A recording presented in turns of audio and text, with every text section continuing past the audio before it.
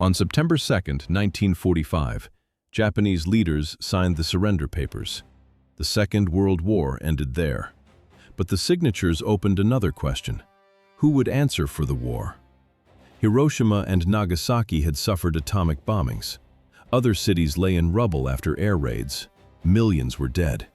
Millions more had lost their homes, their streets, and the place they knew. The battlefield was silent. The documents remained. Allied leaders now faced a decision about the men who had directed Japan's war. Would they face trials? Would punishment reach the generals, politicians, and other leaders who made those decisions? Or would some avoid judgment and return to public life? Japan had surrendered. Responsibility had not been settled. The question was whether Japanese leaders would stand before a court and face punishment. The demand for a court came from a war that had spread far beyond Japan's surrender. In 1931, Japanese forces invaded Manchuria. They then carried the conflict into China and Southeast Asia. 6 years later, Japanese troops murdered Chinese civilians in Nanjing. Nanjing became evidence of mass killing against civilians. In 1941, the attack on Pearl Harbor brought the United States into the war. The Pacific now formed part of a global conflict. Japanese leaders kept pressing the war onward. Kamikaze pilots later drove their aircraft into American ships. By 1945, American firebombing had destroyed Japanese cities, while atomic bombs struck Hiroshima and Nagasaki. Soviet forces then invaded Manchuria and removed Japan's last hope of continuing the war. The record ran from Manchuria to China, Southeast Asia, and the Pacific. Hiroshima and Nagasaki lost more than 100,000 people in only a few days. Those deaths left the Allies with another task: decide who would answer for the war. On August 15, 1945, Japan announced its surrender. The United States led the Allied powers into a country short of food and with an economy in ruins. Douglas MacArthur arrived by military aircraft as supreme commander for the Allied powers. His orders reached beyond occupation. Japan's armed forces had to be disarmed, while civil government had to keep operating. The occupation lasted from 1945 to 1952. That made every prosecution a state decision. The Tokyo trial aimed to punish those responsible for the war. Yet American officials judged some leaders useful to post-war policy. They needed Japan stable enough to govern, feed, and rebuild. Court documents became the frame for decisions about Japanese leaders. Those records led back to the throne. On the 15th of August, 1945, Hirohito's voice reached Japan by radio and announced surrender. For Japan, it was the first time. Hirohito had ruled since 1926, when he became emperor at 25. Born in 1901, he stood within Shinto beliefs that named him a living god. His reign carried the name Showa as Japan moved into war. In 1931, Japan invaded Manchuria. In 1932, Hirohito approved the bombing of Shanghai, which killed thousands. Japan attacked Pearl Harbor in 1941. Historians disputed how far his influence reached inside military decisions, yet Shanghai showed he could approve violence. By 1945, he spoke over the radio. After the surrender, attention turned to the emperor. Douglas MacArthur faced a choice: prosecute Hirohito or keep him on the throne. Many demanded a trial. The massacre in Nanking placed his responsibility at the center of public anger. In China and Korea, people demanded justice after years of suffering. MacArthur directed the occupation. He feared removing the emperor could trigger riots and give communists room to gain ground. Washington looked beyond Japan. The United States wanted Japan as an ally against the Soviet Union. That calculation shaped the decision.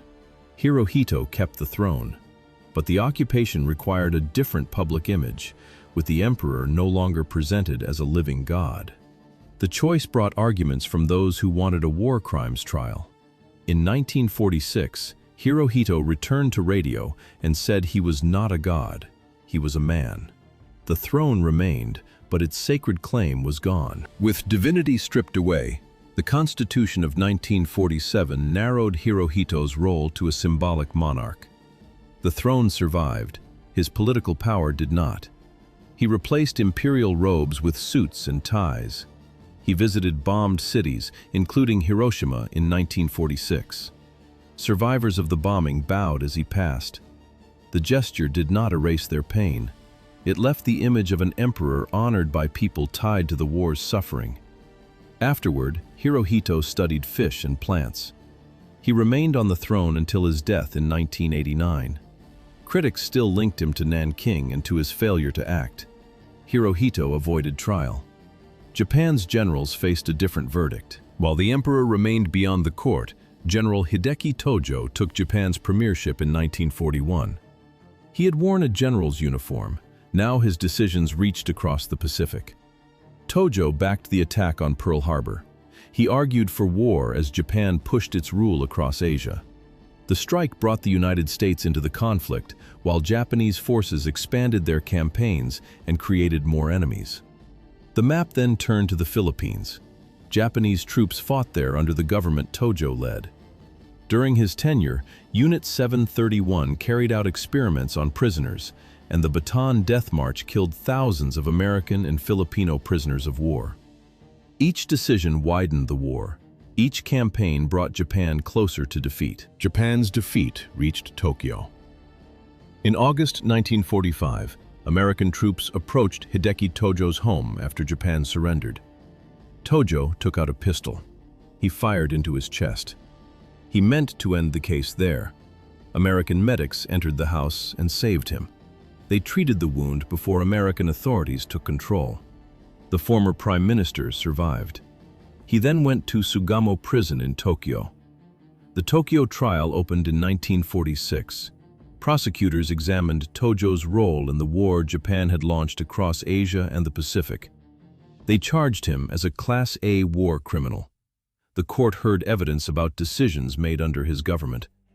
Tojo did not escape the courtroom. He faced judges after years as Japan's prime minister and army general. His defense argued that he had acted for Japan's survival. The tribunal weighed his authority, his decisions, and the war that followed. The proceedings also exposed a limit. Other Japanese leaders avoided the same outcome. Some defendants faced different charges. Some never stood before the Tokyo court. On November 12, 1948, the tribunal found Tojo guilty. It sentenced him to death with 6 other Japanese leaders. The judgment ended the legal case. The execution came weeks later. On December 23, 1948, officials hanged Hideki Tojo. The man who had directed Japan during the opening years of war died after the Tokyo verdict. Japan's former leaders now faced legal judgment, but Yamashita's case raised a different question. In 1942, Tomoyuki Yamashita took Singapore in only a few weeks. The victory gave him the name Tiger of Malaya. By 1945, he commanded Japanese troops in the Philippines while American forces closed in. The maps had changed. So had the charge.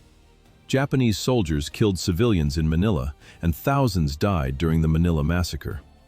Yamashita commanded the troops. No confirmed direct order for those crimes appears in this account. That gap became the center of the case. Did a commander have to issue an order before he could answer for what his forces did? Or did command itself demand that he know and prevent it? After Japan surrendered in August 1945, the Allies held Yamashita responsible for the bloodshed in Manila. That accusation followed Yamashita into custody. After Japan surrendered in August 1945, he gave himself up to American forces in the Philippines. They arrested him and sent him to Manila. The trial opened in October. Prosecutors cited the Manila massacre and argued that command brought responsibility for the troops' actions. They did not need to prove a direct order. The courtroom heard few witnesses. Evidence remained thin. His lawyers raised the break in communications. They argued Yamashita lacked reliable reports and could not know what his units were doing.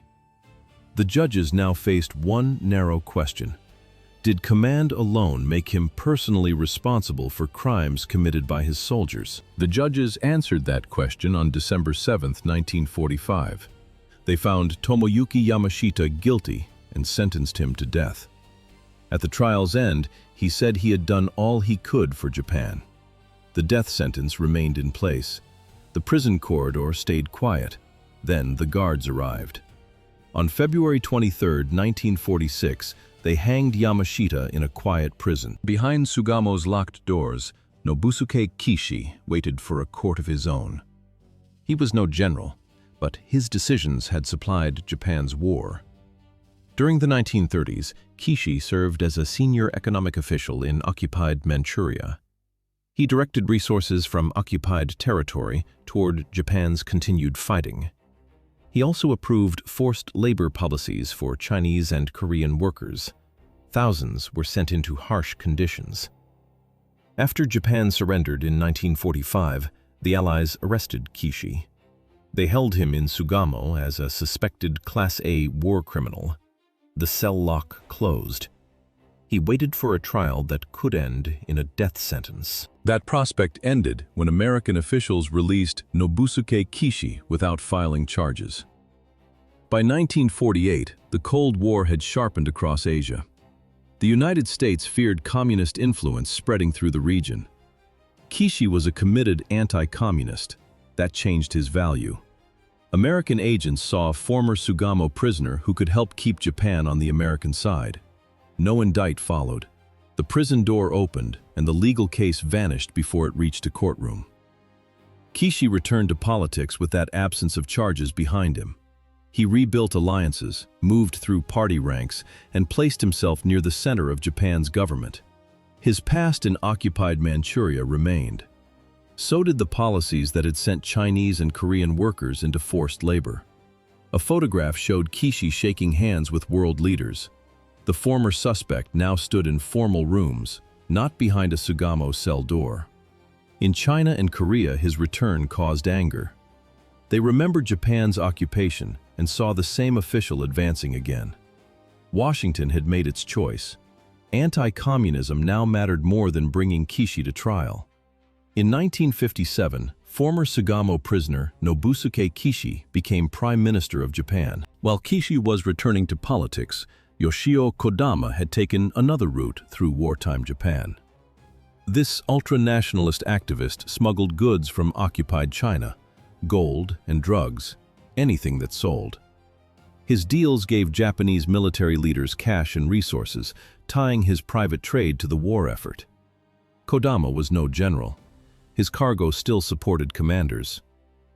After Japan surrendered in 1945, that connection made him a target. The Allies placed Kodama in Sugamo prison, Tokyo's holding site for suspected war criminals. No indictment followed. The cell remained. The war had ended. The Cold War had not.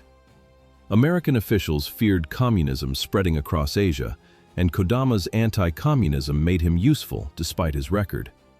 Inside Sugamo, smuggling made him suspect while politics made him valuable. He waited in prison as Washington weighed an American bargain. The bargain took visible form in 1948. Yoshio Kodama walked out of Sugamo prison a free man. He had not faced a war crimes trial. Washington needed anti-communist allies in Asia, and Kodama's politics made him useful during the Cold War. Reports later linked him to the CIA and to money reaching Japan's Liberal Democratic Party. They remained reports, not proof. Outside prison, Kodama moved into black market trade, stolen goods, smuggled sugar, and even soap opera scripts. His groups held influence across those trades, while post-war disorder gave the Yakuza room to grow. Money opened political doors. Kodama used it to press his interests and stayed beyond a courtroom for the war record that had sent him to Sugamo. His influence lasted for decades. Until his death in 1984, he remained a Yakuza broker, carrying money, deals, and access between criminal groups and political figures. While Kodama left prison free, General Masaharu Homa arrived in Manila under arrest. The contrast was plain. After Japan's surrender in 1945, Allied authorities detained him and sent him back to the city he had captured. In 1941, Homma led Japan's invasion of the Philippines. His troops took Manila. Japanese forces defeated American and Filipino troops during that campaign. Then came Bataan.